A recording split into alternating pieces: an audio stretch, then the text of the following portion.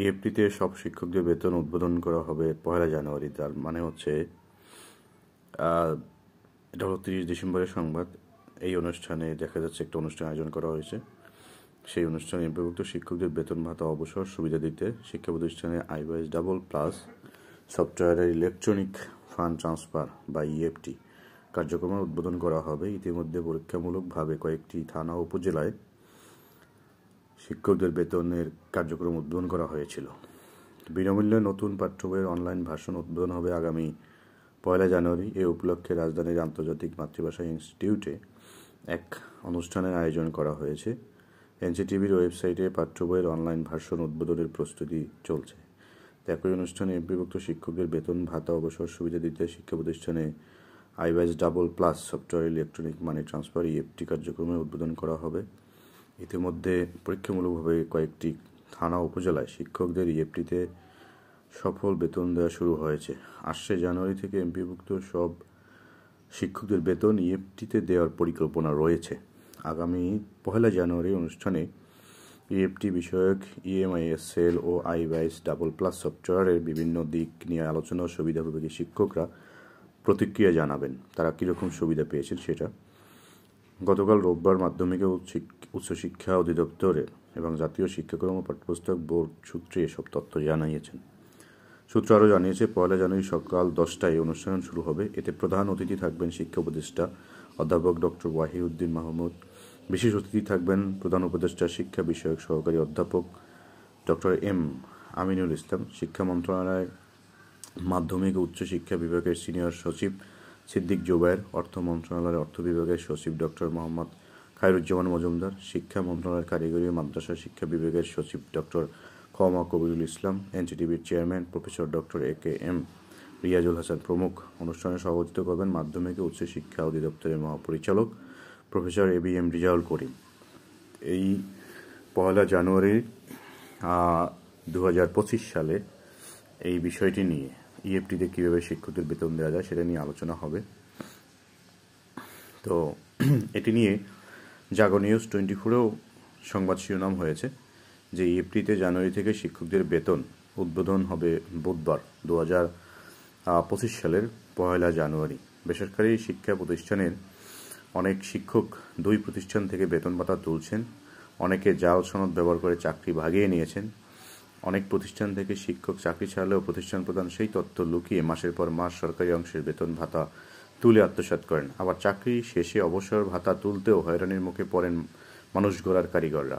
তাছাড়া বিদ্যমান পদ্ধতিতে বেতন ভাতা পেতেও ভোগান্তিতে পড়তে হয় শিক্ষকদের। সত্য কথা, এমপিভুক্ত কয়েক লাখ শিক্ষকদের এমন সমস্যা নিরসনে I/++ সফটওয়্যারের মাধ্যমে ইলেকট্রনিক মানি ট্রান্সফার বা ইএফটিতে শিক্ষকদের বেতন ভাতা ও অবসর সুবিধা দেওয়ার উদ্যোগ নেয় সরকার। দীর্ঘদিন চলছে এর প্রস্তুতি। তো প্রস্তুতি চলছে। এখন 1 জানুয়ারি 2025 সালে সেই বিষয় নিয়ে অবশেষে শিক্ষকদের অপেক্ষা শেষ হচ্ছে। নতুন বছরের প্রথম দিনে, দ্যাট মিনস 2025 সালের 1 জানুয়ারি ইএফটিতে কার্যক্রম আনুষ্ঠানিকভাবে উদ্বোধন করতে যাচ্ছে মাধ্যমিক ও উচ্চশিক্ষা অধিদপ্তর। মাউসি সূত্র জানায়, পরীক্ষামূলকভাবে এরই মধ্যে কয়েকটি উপজেলার এমপিভুক্ত শিক্ষকদের ইএফটিতে সফলভাবে বেতন ভাতা দেওয়া শুরু হয়েছে। এখন পুরো কার্যক্রমটি প্রস্তুত, জানুয়ারি থেকেই এটা শুরু হবে। তো এদিকে ইএফটিতে বেতন ভাতা দেওয়ার কার্যক্রম উদ্বোধনে 1 জানুয়ারি রাজধানীর সেগুনবাগিচায় আন্তর্জাতিক মাতৃভাষা ইনস্টিটিউটে অনুষ্ঠানের আয়োজন করা হয়েছে। এতে প্রধান অতিথি হিসেবে উপস্থিত থাকবেন মাননীয় শিক্ষা উপদেষ্টা। তো এখন বিশেষ অতিথি থাকবেন কারা কারা সেগুলো আমরা এর আগে বলেছি। তো এখন যদি এই কার্যক্রমটি চালু হয় সেক্ষেত্রে শিক্ষকদের অনেক হয়রানি কমবে। কারণ হচ্ছে কিছুক্ষণ আগে আমার পিতা আমাকে ফোন করেছিলেন যে বেতন পেয়েছে কিনা। তো সেক্ষেত্রে 1 তারিখে, সাধারণত অন্যান্য সকল চাকরিতেই কিন্তু 28 তারিখ থেকে 1 তারিখ বা শেষ কর্মদিবসের 3 দিন আগেই বেতন দেওয়া হয় অধিকাংশ চাকরিতেই। সেখানে এই মাধ্যমিক এবং উচ্চ মাধ্যমিক সেক্টরের শিক্ষকদের কিন্তু বেতন দেওয়া হয় সবসময় 5 থেকে 7 তারিখ বা 10 তারিখ লেগে যায়। সুতরাং এই ইএফটির মাধ্যমে যদি বেতন হয় এবং শিক্ষকদের এই সমস্যার নিরসন হতে পারে। 2025 সালে নতুন বছরে বাংলাদেশের শিক্ষকদের জন্য অত্যন্ত একটি অত্যন্ত বলা যাবে না, মিডিয়াম পর্যায়ের বা মধ্যম পর্যায়ের একটি সুসংবাদ রয়েছে। সেটা হচ্ছে যে দীর্ঘদিন শিক্ষকরা তাদের যে বেতন ভাতা সেটা পেতে কিন্তু সবসময় অনেক বেশি লেট হয়ে যেত। কখনো কখনো দেখা যাচ্ছে যে এরকম হয়ে যেত যে আহ, সাধারণত যে বেতন দেওয়া হয় সেটা কিন্তু 1 মাসের বেতন পরের মাসে গিয়ে দেওয়া হয়। তো সেই 1 মাসের বেতন যে পরের মাসে গিয়ে দেওয়া হয় সেটাও কিন্তু আহ, ওই মাসের সাধারণত দেখা যাচ্ছে যে একেবারে মার্চ পর্যায়ে চলে যেত, কখনো কখনো 20 তারিখেও চলে যেত।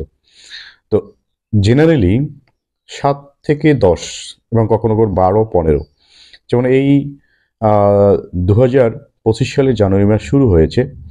এর আগে 2024 সালে ডিসেম্বর মাসে, নভেম্বর মাসের বেতন ডিসেম্বর মাসে পাওয়া হয়। সেই ডিসেম্বর মাসে যে বেতনটি এসেছিল সেটা কিন্তু পেতে পেতে প্রায় 12 থেকে 15 তারিখ লেগে গিয়েছিল।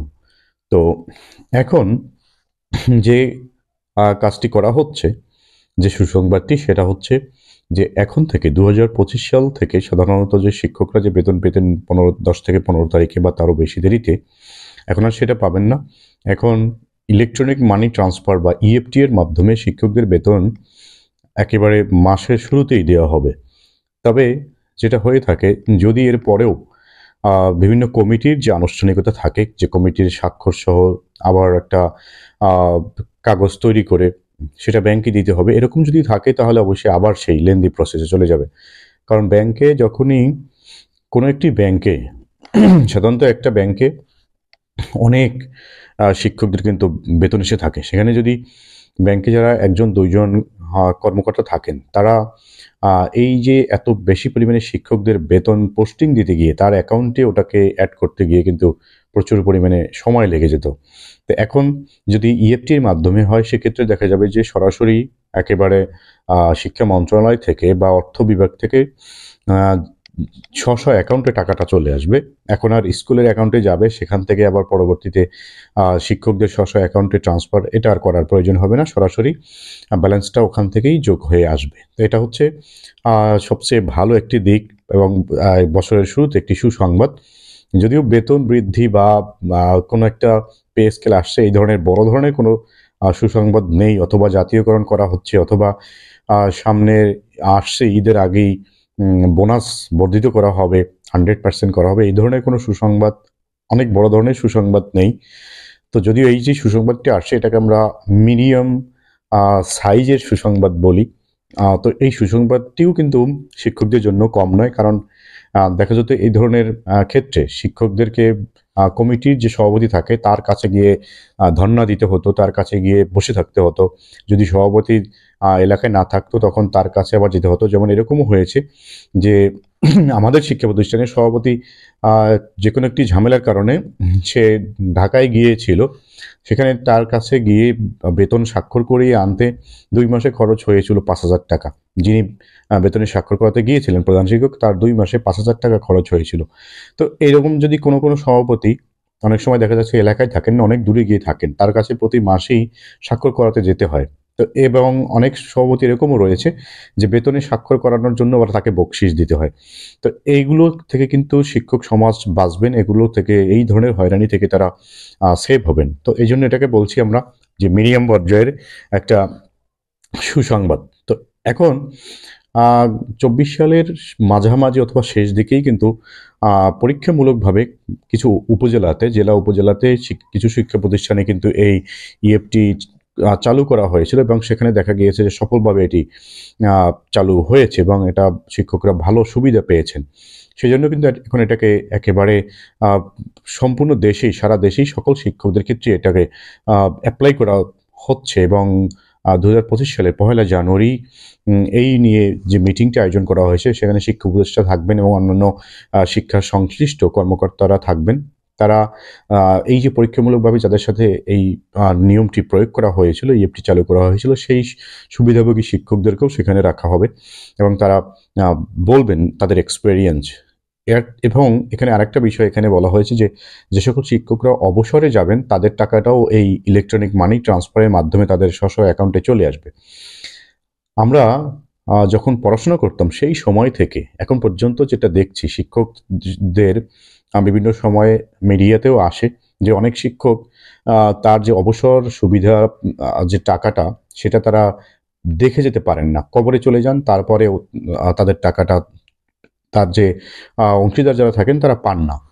যেমন আমি 2019 সালে একটা শিক্ষা প্রতিষ্ঠানে থেকে ট্রান্সফার হয়ে আরেকটা শিক্ষা প্রতিষ্ঠানে আসছি। তো 16 সাল থেকে 19 সাল পর্যন্ত যে শিক্ষা প্রতিষ্ঠানতে ছিলাম সেই প্রতিষ্ঠানের একজনই শিক্ষক তিনি অবসরে গিয়েছেন। অবসরে বলতে তিনি চাকরি চলাবস্থায় তিনি মৃত্যুবরণ করেছেন। তিনি সেই মৃত্যুবরণ করেছেন আজকে প্রায় 2-3 বছর হয়ে গিয়েছে। এখন পর্যন্ত তার সেই যে অবসরের টাকা সেটা এখনো তিনি পাননি। সুতরাং অবসরে যাওয়ার জন্য বা অবসরকালীন সময়ে প্রচুর পরিমাণে ফর্মালিটিস মেনটেন করতে হয়, প্রচুর পরিমাণে কাগজ সাবমিট করতে হয়। আমি যদি ফেক হয়ে থাকি, আমি যদি ভুল তথ্য দিয়ে চাকরি করে থাকি, তাহলে অবশ্যই 30 থেকে 35 বছর চাকরি করতে পারার কথা নয়। এতদিনেও যদি শিক্ষা মন্ত্রণালয় সেই আমার তথ্য ধরতে না পারে, আমি যে কোনো কিছু ফেক করেছি, আমি কোনো কপি করেছি অথবা আমি কোনো চিটিং করেছি, তাহলে সেটা তাদেরই ব্যর্থতা। কিন্তু অবসরে যাওয়ার পরে যদি আবার সারা কর্মজীবনের সকল তথ্য, সকল কাগজপত্র আবার সাবমিট করতে হয়, অবসরে যাওয়ার পরে একজন মানুষের মেন্টালিটি কিন্তু খুবই খারাপ থাকে এবং সেই সময়টাতে বয়স যখন বেশি হয়ে যায় বিভিন্ন ধরনের রোগে আক্রান্ত থাকে। এই যেমন আমি যে শিক্ষকের কথা বললাম, তিনি কিন্তু ডায়াবেটিক্স সহ বিভিন্ন কিডনি রোগ, নানা রোগে তার চাকরি এখনো 7 বছর ছিল, সেই অবস্থায় তিনি মৃত্যুবরণ করেছেন। সুতরাং দেখা যাচ্ছে এই শেষ সময়টা এসে কিন্তু আমাদের নানা ধরনের রোগে শোকে জড়িত থাকি আমরা। তো সেই সময় যদি বিভিন্ন অফিসে দৌড়াদৌড়ি করতে হয়, হাজার হাজার শত শত কাগজ তৈরি করতে হয়, সেগুলো কিন্তু এর চেয়ে হয়রানির কিছু থাকে না। একজন মানুষ অবসরে যাওয়ার পরে তাকে যদি এই ধরনের হয়রানি করা হয়, সেটা কিন্তু খুবই দুঃখজনক, রাষ্ট্রের জন্য এটা লজ্জাজনক। সুতরাং এখন যে সিদ্ধান্তটি এসছে সেটা হচ্ছে যে যারা অবসরে যাবেন তাদের টাকাটাও ইএফটির মাধ্যমে দেওয়া হবে। তবে যেটা হয়ে থাকে যে অবসরে যাওয়ার পরেও যদি এত দেরি হয় টাকাটা দিতে, এই টাকাটা কিন্তু কেউ তাকে দান করছে না, অনুদান দিচ্ছে না, তার বেতন থেকেই কিন্তু প্রতি মাসে কেটে রাখা হচ্ছে, সেই টাকাটাই তাকে রিটার্ন দেওয়া হবে। তার মানে হচ্ছে যার টাকা তাকে যদি রিটার্ন দিতেই এত সময় লেগে যায়, তাহলে যদি তাকে সাহায্য করা হতো তাহলে সেই সাহায্য তার 14 পুরুষেও কেউ হয়তো বা পেয়ে যেত না। সুতরাং শিক্ষা কর্মকর্তা যারা রয়েছেন সবার কাছে দাবি থাকবে, রাষ্ট্রের কাছে দাবি থাকবে, অবসর নেওয়ার পরে যেন যেদিন অবসর নেবেন খুব স্বল্প সময়ের মধ্যে, প্রয়োজন হলে সেটা যেন 1 সপ্তাহ, 15 দিন বা 1 মাসের মধ্যে যেন তার যে জমানো টাকাটা সেটা যেন রিটার্ন করে দেওয়া হয়। এবং এই অবসর সময়ে গিয়ে যেন একজন শিক্ষক একেবারে নিশ্চিন্তে নির্বিঘ্নে তার আর্থিক স্বাবলম্বী অবস্থায়, সলভেন্সি অবস্থায় তিনি যেন মৃত্যুবরণ করতে পারেন, তিনি যেন তার চিকিৎসা ব্যয় মেটাতে পারেন, তিনি তার জন্য পরিবারের সকলের যে সমস্যাগুলো রয়েছে সেগুলো যেন মেটাতে পারেন। সুতরাং এই যে উদ্যোগগুলো নেওয়া হচ্ছে এগুলো ভালো এবং ভালো ছাইন বহন করে, কারণ ভবিষ্যতে আরও হয়তো পদক্ষেপ নেওয়া হবে। আশা করছি রাষ্ট্র আরও বেশি বেশি ইতিবাচক পদক্ষেপ নেবেন শিক্ষকদের জন্য, সেই আশা এবং প্রত্যাশা রেখে আলোচনা এখানে শেষ করছি। সকলকে অসংখ্য ধন্যবাদ। আল্লাহ হাফেজ। আসসালামু আলাইকুম।